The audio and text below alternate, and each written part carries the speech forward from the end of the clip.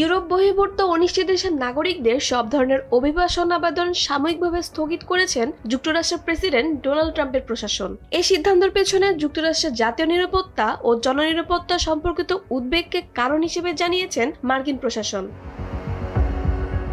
বুধবার প্রকাশিত একটি প্রতিবেদনে সিবিসি নিউজ জানিয়েছে যে 19টি দেশের উপর সিদ্ধান্তটি কার্যকর হয়েছে তাদের অনেকেরই ইতিমধ্যে আংশিক ভ্রমণ নিষেধাজ্ঞার আওতায় ছিল।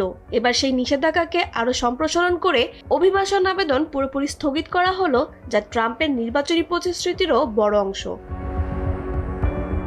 মূলত রাজধানী ওয়াশিংটন ডিসিতে এক আফগান নাগরিকের গুলিতে ন্যাশনাল গার্ড সদস্য নিহত হওয়ার পরই কঠোর এসব পদক্ষেপ সামনে আসছে।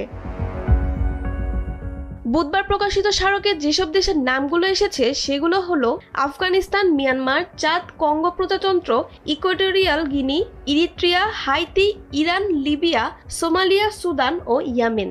জুনে এসব দেশের উপর কঠোরতম নিষেধাজ্ঞা আরোপ করা হয়েছিল, যেখানে অল্প কিছু ব্যতিক্রম ছাড়া প্রবেশ পুরোপুরি স্থগিত ছিল।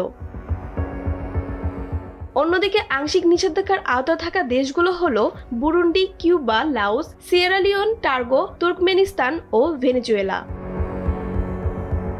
নতুন নীতিতে বলা হয়েছে এইসব দেশের নাগরিকদের মুলতবি সব আবেদন এখনই স্থগিত থাকবে। পাশাপাশি আবেদনকারীদের পুনরায় সম্পূর্ণ মূল্যায়ন প্রক্রিয়ার মধ্যে দিয়ে যেতে হবে, যেখানে প্রয়োজনে সাক্ষাৎকার ও পুনঃসাক্ষাৎকারও নেওয়া হবে, যেন জাতীয় নিরাপত্তা ও জননিরাপত্তার ঝুঁকি পুনরায় যাচাই করা যায়।